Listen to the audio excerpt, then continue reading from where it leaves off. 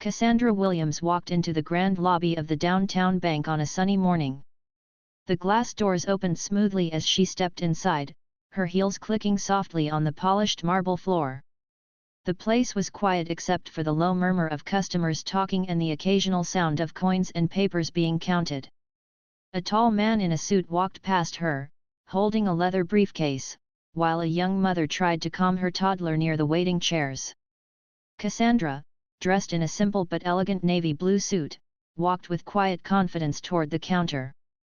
She had been to banks more times than she could count, but this morning felt different. She wasn't there to sit in a boardroom or check quarterly reports. She wasn't there as a business leader or as someone managing millions in company assets. She was simply there as a customer, planning to withdraw some cash for a personal matter. She wanted to get it done quickly and quietly, but what happened next would prove to be anything but ordinary. As she reached the counter, she smiled politely at the receptionist and explained that she wanted to withdraw a large sum of money. The receptionist hesitated for a second before motioning toward the bank manager, a middle-aged man with slicked back hair and a neatly pressed gray suit.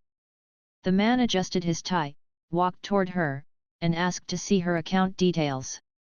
Cassandra handed over her identification and account number without hesitation. The manager gave her a quick glance, and in that brief moment, his expression shifted. He looked at her ID, then back at her, and then at the documents again. Instead of welcoming her, his tone turned sharp. "Are you sure this is your account?" he asked, raising one eyebrow. Cassandra remained calm, nodding politely. "Yes, I'm sure. I'd like to withdraw the amount I requested."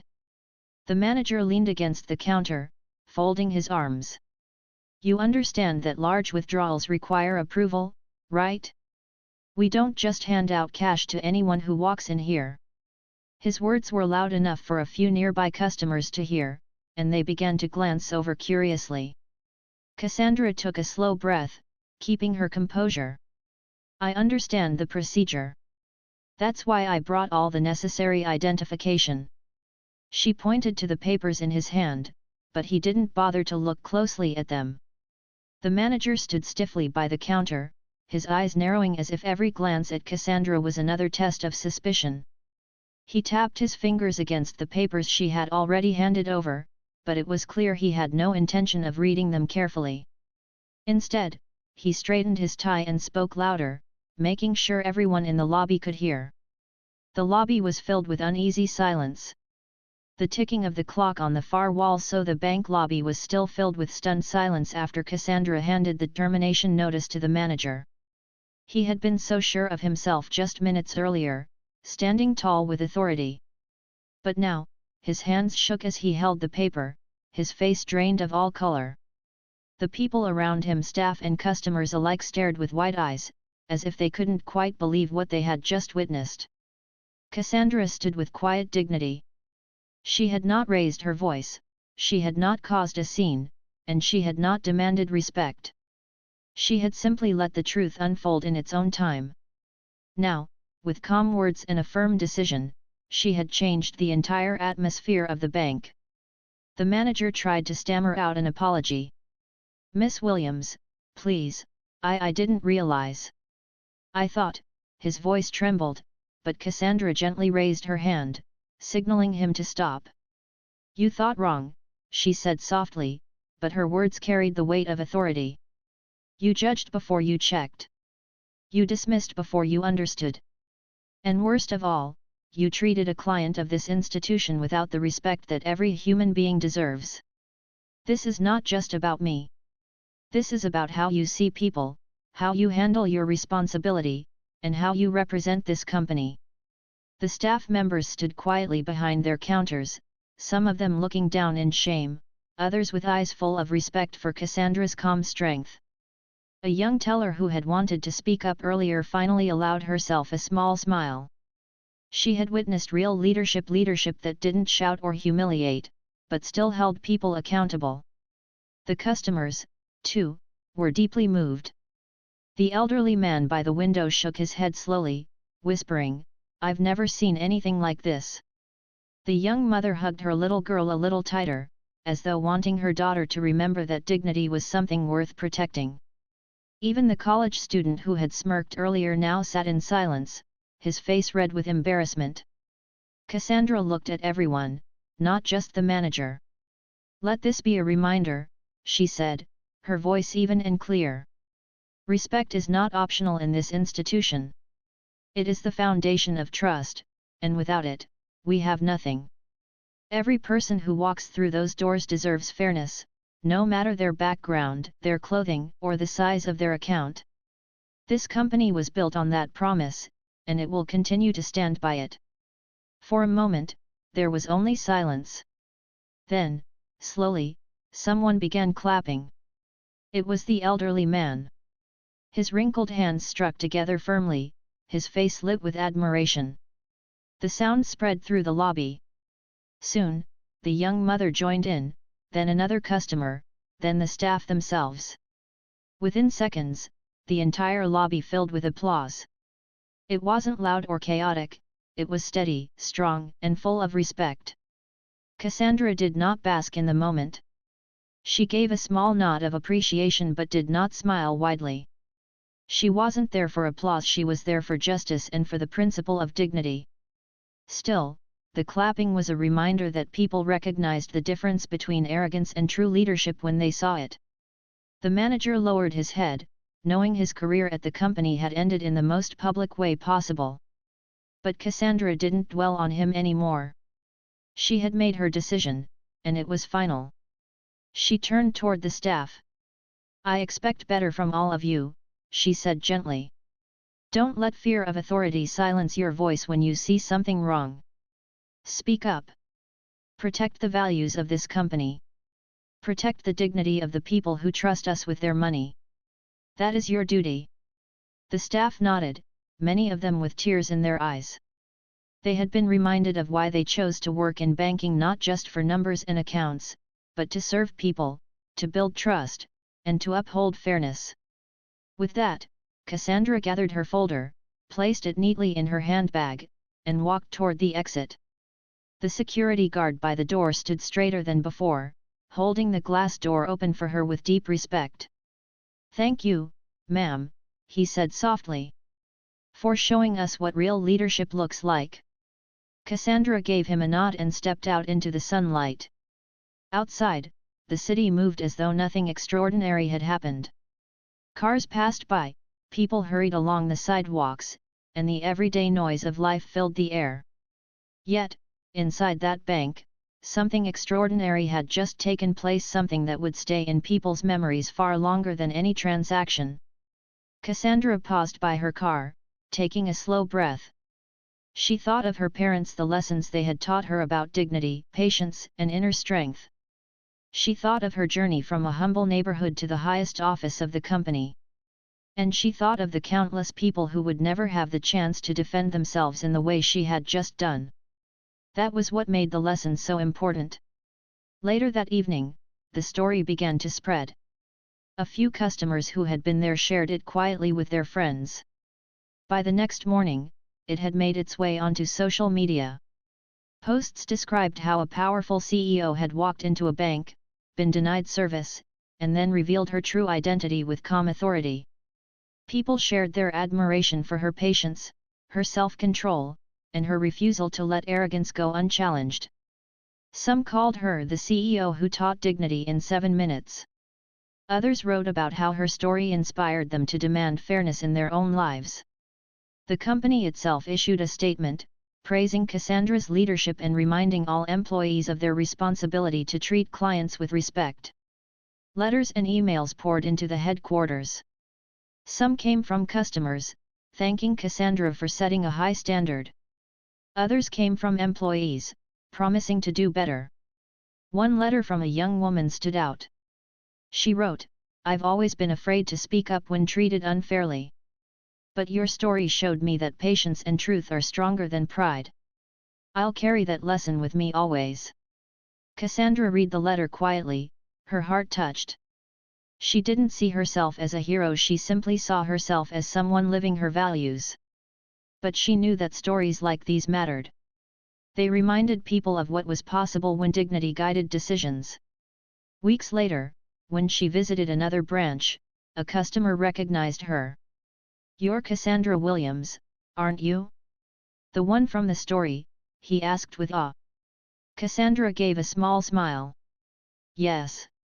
But more importantly, I'm someone who believes in fairness. That's all that matters." The man nodded, visibly moved. In time, the incident became more than just a bank story. It became an example shared in leadership classes, business seminars, and workplace trainings.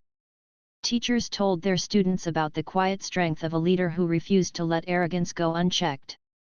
Executives quoted her words in speeches about values. And ordinary people remembered that morning as proof that respect should never be judged by appearance. For Cassandra, it was never about fame. It was about living the truth her parents had taught her, that real dignity doesn't need to shout, and real power is found in patience, fairness, and calm authority. That was the lesson she carried forward, and that was the gift she left with everyone who had witnessed her stand in that bank lobby. And so, the story ended not with anger, not with bitterness, but with a reminder: dignity is stronger than pride, patience is stronger than arrogance, and true leadership is not about titles or positions, it is about how you make people feel, especially when they expect the least. White heavy check mark that sounded louder than usual, as if time itself was waiting for something to happen. Cassandra stood tall, her calm face giving away nothing, but inside she knew this was the moment she had been patiently preparing for.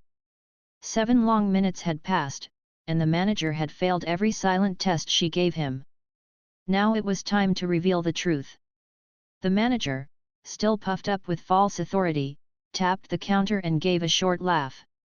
"Well, what are you waiting for?" he said in a dismissive tone. "Either you show me something real, or you leave. I don't have time to waste on this." His arrogance hung in the air, but Cassandra did not flinch. She simply reached into her handbag, pulled out a sleek leather folder, and placed it on the counter. Slowly, she opened it. Inside were her official documents, her CEO identification card, embossed with the company's seal, her executive access pass, and a letter with her signature at the bottom, the same signature that appeared on countless policies, authorizations, and contracts throughout the bank's network. She slid them toward the manager without a word. For a moment, he stared blankly at the folder, as if his mind refused to connect what he was seeing. He picked up the ID, squinting at it, and then looked up at her. His smirk began to fade, but pride wouldn't let him admit his mistake yet. "This could be fake," he muttered, though his voice trembled slightly. Cassandra didn't argue. Instead, she pulled out her phone and pressed a button. Within seconds, the line connected, and the clear voice of the regional director filled the air. She put the call on speaker so everyone in the lobby could hear. "Good morning, Miss Williams," the voice said warmly. "What can I do for you today?" The manager froze. His eyes widened, his face draining of color. The staff behind the counter gasped, and the customers leaned forward in disbelief. Everyone had just heard it, the regional director himself addressing Cassandra by name and title with full respect. Cassandra's voice was steady, polite, but firm. "Good morning. I'm standing in one of our branches, attempting a personal withdrawal, but I've been denied service for the past 7 minutes. I wanted to confirm something. Do you recognize my authority as CEO of this institution?" The director's voice grew sharper. "Of course, Miss Williams. You're the highest authority in our company. You should never face such treatment. Which branch are you in?" The manager's mouth opened, but no words came out. He looked around as if searching for an escape, but all he found were the eyes of staff and customers, staring at him with a mixture of shock and disappointment. The young teller who had tried to speak up earlier now stood straighter, her eyes bright with vindication. The elderly man by the window let out a soft, "I knew something was wrong." Cassandra ended the call with a polite thank you, then turned her full attention to the manager. The silence in the lobby was so thick that even the hum of the air conditioning sounded loud. She picked up her documents and slipped them back into her folder. Then, looking directly at him, she spoke clearly so everyone could hear. I am Cassandra Williams, the CEO of this bank and every branch under its name. I have led this institution for years, built its growth, and created the very policies that guide how we treat our customers. And today, in my own bank, I have been treated with disrespect, suspicion, and arrogance. The words landed heavily. A few customers gasped. One woman covered her mouth with her hand, whispering to her daughter, "She owns the bank." Another man in line shook his head, muttering, "Unbelievable. He really didn't know." The manager's face turned pale. He stammered, "Miss Williams, I didn't realize. I thought," his voice cracked as he tried to form excuses, but Cassandra's calm stare silenced him. "You thought you knew who I was based on how I look, based on assumptions," Cassandra said evenly. "But you never stopped to consider that respect is not optional. Every customer who walks into this bank deserves dignity, whether they're withdrawing $100 or $1 million. Her words filled the room with a powerful weight. The staff lowered their eyes, ashamed of their silence. The customers shifted in their seats, realizing they had witnessed something bigger than just a misunderstanding. It was a lesson unfolding before their eyes. The manager tried again, his voice shaky. "Please, Miss Williams, I didn't mean any harm. I was only doing my job." Cassandra raised her hand gently, stopping him. "Doing your job does not mean humiliating people. Doing your job does not mean judging people before checking the facts. Doing your job means upholding the values of this institution, values you just failed to honor." The silence deepened. For a moment, no one moved. Then Cassandra reached into her bag once more and pulled out a small envelope with company letterhead. She opened it, revealing an official termination notice, already signed. She placed it on the counter in front of the manager. "You are relieved of your duties," she said calmly. "Effective immediately." Gasps filled the lobby. Some customers clapped softly, unable to hide their admiration. "Ma'am, I cannot simply give out such a large withdrawal. You must understand, this is highly unusual. Customers who handle accounts like this usually book an appointment or send in a formal request. People don't just walk in here and ask for this kind of money." The tone of his voice was sharp, almost scolding, as though Cassandra had broken some unwritten rule of banking etiquette. A few people sitting nearby turned their heads, curious about what was happening. An elderly man near the window leaned forward, listening more closely. A young college student in line smirked as if he enjoyed the drama unfolding. Cassandra stood calm, her posture tall and graceful. She replied softly, "Sir, I've provided my identification, my account number, and every necessary document. If you check the system properly, you'll see that this account belongs to me. I only need you to process my request." The manager shook his head, pretending to look busy as he shuffled the papers. "You don't seem to understand. This looks suspicious. I'll need to escalate this before I can move forward." He turned slightly, as if ready to walk away, but Cassandra's steady voice stopped him. "I do understand," she said firmly, though her tone never rose. "And I also understand how a customer should be treated with fairness, not suspicion." That single sentence made a few people in the lobby exchange glances. Some nodded slightly, as though they agreed with her, but still, no one spoke aloud. The staff behind the counter shifted uncomfortably. One young teller whispered to another, clearly unsure whether to step in or remain silent. The manager frowned, clearly annoyed that she had pushed back. He leaned in closer, lowering his voice just enough that only she could hear. "Look, I don't know what game you're trying to play here. But people try to pull tricks all the time, and it's my job to stop it. You don't look like the kind of client who has this kind of account. So unless you have more proof, you'll have to leave." The words hung in the air like a heavy stone. Cassandra heard them clearly, and though she didn't flinch, inside she felt the weight of his assumptions pressing harder. She could almost hear her father's voice again, reminding her, "People show who they are when they think you're powerless." She reminded herself to stay patient, to let the moment grow.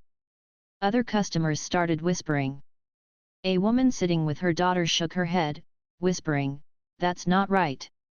The elderly man by the window muttered under his breath, "Unbelievable." The young college student, however, chuckled, clearly amused by the tension. Everyone had their own view, but none of them knew the truth yet. The staff looked torn.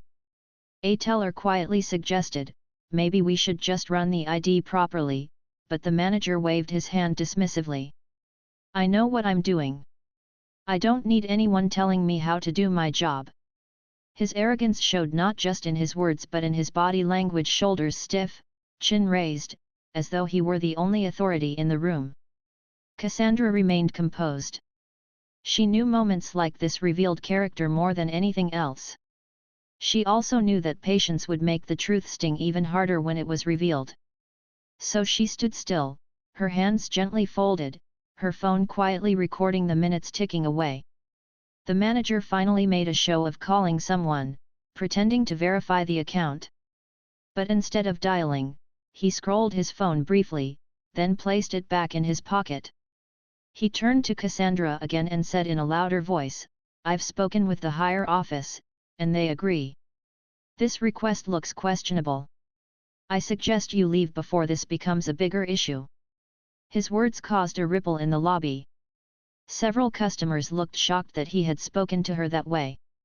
A mother near the door gasped softly, covering her mouth with her hand. Even a security guard by the entrance shifted uncomfortably, unsure if he should step in. Cassandra's calm expression never wavered. She knew he hadn't made any call. She knew he was trying to intimidate her into walking away. But instead of arguing, she let silence speak for her. She simply looked at him with steady eyes, not moving, not backing down. The silence itself became heavy. The manager grew uncomfortable under her gaze, but he covered it with more arrogance. "Fine," he muttered, "if you insist, I'll have security escort you out.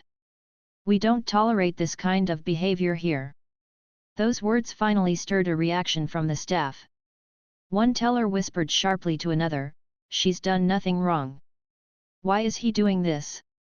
Another employee glanced nervously at Cassandra, as if silently apologizing for what was happening. But no one dared openly defy the manager, not yet. The clock ticked. 7 minutes had almost passed.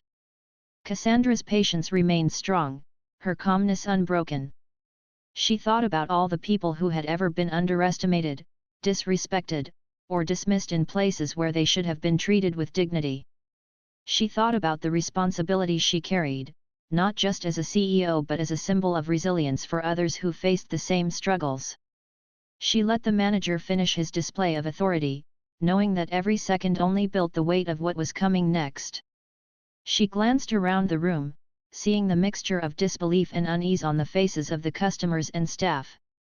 The air was thick with tension, but Cassandra remained a pillar of quiet strength. When the manager called over the security guard, Cassandra finally moved. She raised her hand gently, signaling that there was no need for action. Her voice was calm but carried an unmistakable firmness. "That won't be necessary," she said. "In fact, I believe this entire situation is about to change." The manager scoffed, rolling his eyes slightly.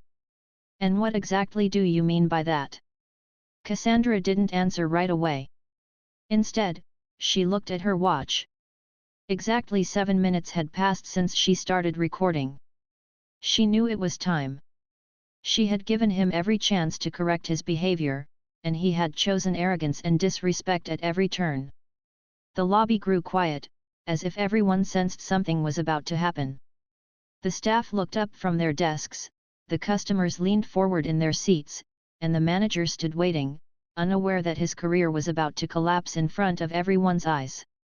Cassandra drew a slow breath, preparing for the reveal. Her calm patience had carried her this far, and now the moment had come when the truth would speak louder than anything else. And in that quiet bank lobby, the manager had no idea that the woman he had spent 7 minutes doubting and dismissing was the one person who held his future in her hands. Instead, he gave her a skeptical look, as though he had already made up his mind. This seems unusual. Most people who come in here don't make requests like this. And frankly, I have to protect the bank from fraud. His tone carried more suspicion than professionalism, and Cassandra could feel the air in the lobby. Cassandra Williams stood there in the lobby of the bank, her calm face hiding the weight of her life story. To the people around her, she looked like just another customer who had come to handle a transaction. To the manager, she looked like someone suspicious, someone not worthy of trust. But if anyone had truly known who she was, they would have realized that this was no ordinary woman waiting quietly by the counter. Cassandra was not just a bank client. She was the CEO of the entire financial group that owned this very branch. The irony was so sharp that if the customers had known, they would have gasped right then and there. The man who doubted her, the staff who looked away uncomfortably, the customers who whispered among themselves, none of them realized that Cassandra had more authority over that building than anyone else present. Her journey to that place of power had not been easy. Cassandra grew up in a modest neighborhood where opportunities were rare, and dreams were often crushed by reality. Her parents were hard-working people who believed in discipline and education. Her father worked long hours at a factory, and her mother balanced part-time jobs while raising Cassandra and her 2 siblings. Money was always tight, and many nights the family had to stretch a simple meal to feed everyone. But even in those days of struggle, Cassandra's parents taught her an important lesson: dignity comes from within, and no one can take it away unless you let them. As a child, Cassandra loved numbers. She was the kind of student who could solve math problems quickly, the kind of girl who stayed after class to help others understand equations. Teachers noticed her sharp mind and often encouraged her to aim high.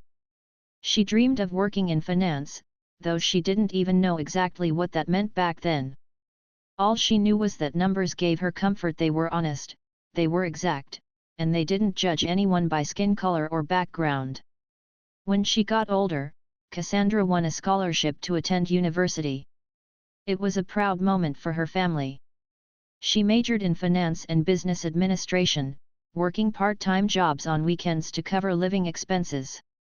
While other students spent their evenings at parties, she spent hers in the library, reading about economic systems, banking structures, and global markets. She was fascinated by the way money moved, how banks operated, and how decisions in one office could affect thousands of lives.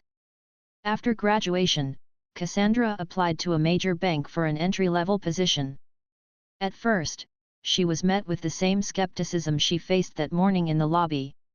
Some interviewers looked surprised when she walked into the room, as if they hadn't expected someone like her. But Cassandra believed in preparation, and she answered every question with confidence and knowledge. She got the job, not because of charity or luck, but because she was the best candidate in the room. Her career took off slowly but surely. She started as a junior analyst, reviewing spreadsheets and preparing reports. Then she moved up to team leader, and later to department head. Along the way, she faced obstacles. People doubted her abilities, some tried to block her promotions, and others whispered that she didn't belong in executive meetings. But Cassandra never let those things stop her. She worked harder, studied more, and built a reputation as someone who could not only manage numbers but also lead people with fairness and respect. Years passed, and Cassandra's name became well known in financial circles.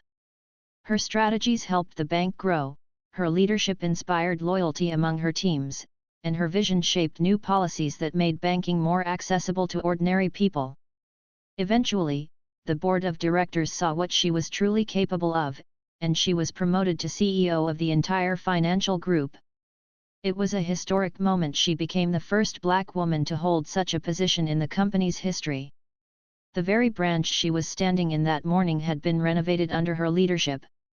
She had signed off on its design, approved the budget for its operations, and appointed the regional directors who supervised it. She had given speeches about treating every client with dignity and respect, no matter their appearance. And yet, here she was, being treated like she didn't belong, denied the basic courtesy of service in the bank she owned. Cassandra thought about all this as the manager continued to delay her request. She wasn't angry, at least not in the way most people would expect. She had long learned that anger was easy but patience was powerful. She remembered her father's voice telling her, "People will always show you who they are when they think you are powerless. That's when you see their true face." The manager was showing his true face, and she was letting him. The customers in the lobby shifted in their seats, unaware of the full story unfolding before them. Some of them probably thought Cassandra was just another client causing trouble. Others might have felt sympathy, sensing the unfairness of the situation. None of them could guess that the woman standing calmly with her documents in hand was the person who signed their bank's policies and approved the salaries of the very employees working there. As the minutes passed, Cassandra kept her phone quietly recording the time. She wanted every second to count, not for her own pride, but as evidence of how wrong assumptions could lead to mistakes. To her, this was more than just about a withdrawal, it was about respect, about the way people judged others without knowing who they truly were. In those moments of waiting, Cassandra reflected on her journey. She thought of the nights she stayed up studying under a dim lamp, the mornings she rushed to work while others were still asleep, the years of proving herself again and again in boardrooms where no one expected her to succeed. She thought of the pride in her parents' eyes when she became CEO, and the responsibility she felt to be a role model for young girls who looked like her. And now, standing in her own bank, she realized something even more important. Her story wasn't just about her, it was about everyone who had ever been underestimated, everyone who had ever been told they didn't belong, everyone who had ever been doubted because of their background, their appearance, or their voice. She carried all those people with her in that moment, and she knew that when the truth finally came out, it wouldn't just be the manager who learned a lesson. It would be everyone watching. The irony was almost poetic. A CEO waiting in line, treated like a stranger in the company she led. A leader who had built policies for fairness, standing silently while unfairness was displayed in front of her. Cassandra let the scene play out, knowing the reveal would be more powerful if she allowed it to unfold naturally. She didn't need to rush. She didn't need to raise her voice. She didn't need to boast about who she was. The truth had a way of speaking for itself, and when it finally did, the entire lobby would witness something they would never forget. The manager, still unaware of the storm he was about to walk into, tapped his pen again and muttered something about security checks. Cassandra simply nodded, her calmness unshaken. She glanced at her watch, 7 minutes nearly passed, and she prepared herself for the moment that would change the air in that room completely. By grow tense. A woman waiting nearby shifted uncomfortably in her seat, while a man in line whispered something under his breath to the person next to him. Cassandra stayed calm, but inside she could feel the weight of the moment. She had dealt with situations like this before, though never in such a public way. She knew she had the power to correct it instantly, but she also wanted to see how far the manager would go. She placed her small leather handbag gently on the counter and clasped her hands together. "I assure you," she said softly, "this account belongs to me. I've had it for many years. Please check the system carefully." The manager frowned, tapping his pen against the counter as if he didn't believe her. "I'll need more proof. People try things like this all the time, and I can't just give away large amounts of cash. You'll have to wait until I verify this." His voice carried a tone of authority, but underneath it, there was a hint of arrogance. He didn't even bother to hide his doubt about her presence there. By now, a few customers were openly watching the exchange. A young man with headphones around his neck raised his eyebrows as if he couldn't believe what he was hearing. An older couple whispered to each other, shaking their heads slightly. Still, Cassandra didn't raise her voice or show any anger. Instead, she glanced at her watch and pressed a button on her phone to quietly start recording the time. She knew the importance of patience. She knew that sometimes silence could speak louder than words. So she stood there, waiting, letting the minutes pass. Each second that ticked by was another sign of how the manager was handling the situation. She wanted to give him every chance to do the right thing, but deep down, she suspected he wouldn't. The manager eventually stepped back and spoke in a tone meant to sound official. "I'll need to make some calls before we can process this. Until then, I can't authorize your request. You should probably consider coming back another day." His words carried a finality, as if he expected her to walk away quietly. But Cassandra didn't move. She simply stood tall, her eyes steady, her posture calm. She looked around at the people in the lobby, noticing the way they shifted in their seats, sensing the discomfort in the air. It was more than just a misunderstanding, it was the kind of moment that revealed people's assumptions and biases in the clearest way possible. 7 minutes may not sound like much, but in that lobby, with all eyes on her, it felt like a long time. 7 minutes of being doubted, 7 minutes of being spoken to as if she didn't belong, 7 minutes of a manager showing his true colors. Cassandra quietly let it all unfold, not because she didn't have the power to stop it, but because she knew that the right moment to reveal the truth hadn't yet come. As the clock ticked on, Cassandra remained composed. She held her ground with quiet strength, her presence commanding more respect than the manager could ever realize in that moment. What none of the customers, and certainly not the manager, knew was that the woman standing so patiently was the very person who had the authority to change everything inside that building. The morning sun streamed through the tall windows of the lobby, casting a soft glow on the marble floors. The whispers in the air grew a little louder, the tension a little heavier. And Cassandra, standing there with her steady patience, knew that in just a few minutes, the entire bank and everyone inside it would see exactly who she really was.